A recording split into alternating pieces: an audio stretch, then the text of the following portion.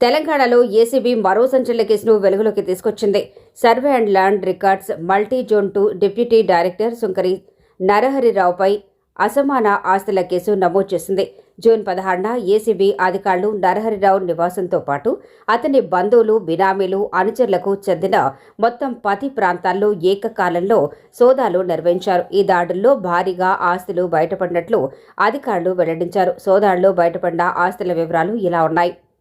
మహేశ్వరం వద్ద 1.24 ఎకరాల వ్యవసాయ భూమి, పొప్పలగూడులో 2500 చదరపు అడుగుల ప్లాట్, నాసింగ్లో తలా 1860 చదరపు అడుగుల 2 ప్లాట్లు, రాజానగర్లో 1377 చదరపు అడుగుల ప్లాట్, గచ్చిబౌలి టీఎన్జీఓఎస్ కాలనీలో G+3 భవనం, చత్రనాకాలో G+2 నివాస భవనం, నగదు 1.54 కోట్లు, బ్యాంక్ నిల్వలు 2.29 కోట్లు, ఫిక్స్డ్ డిపాజిట్లు 5.04 కోట్లు, సుమారు 1.3 కిలోల బంగారం, 8 కిలోల వెండి.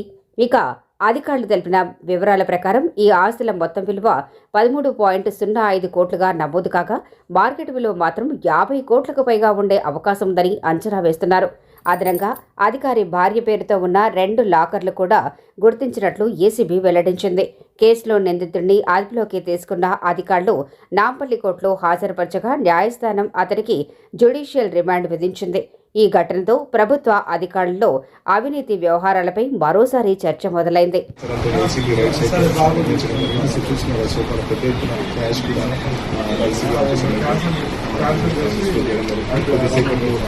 ఏసీబీకి సంబంధించిన ఆఫీసులలో పూర్తి సమాచారం మీడియాకి అందిస్తున్నారు. సో ఇప్పటికీ కూడా లెక్కింపు అయితే జరుగుతుంది.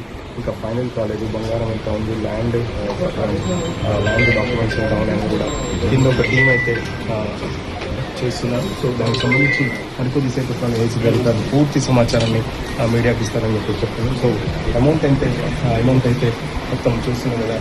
దాంట్లో బంగారం, వెండికి సంబంధించిన ఆర్నమెంట్స్ కూడా కనిపిస్తుంది. సో బంగారం కూడా కింద ఇతర ఆఫీసర్లు బంగారం సంబంధించి కూడా సప్లై చేస్తున్న పరిస్థితి. దాదాపు ఏసీబీకి చెందిన ఒక 20 మంది ఆఫీసర్లు చిత్రనాథ్లోనే దాడులు జరుగుతున్నారు. సో ఇక్కడ దాదాపు 10 చోట్ల కూడా ఏసీబీకి సంబంధించి పెద్ద ఎత్తున ఆఫీసర్లు అయితే రైల్లో పడుకుంటున్నారు. సో చూస్తున్నారు దాదాపు 30 లక్షల వరకు పైన ఉంటుందని చెప్పేసి రేట్లో. సో 3-4 గంటల ప్రాంతంలో పూర్తి క్లారిటీ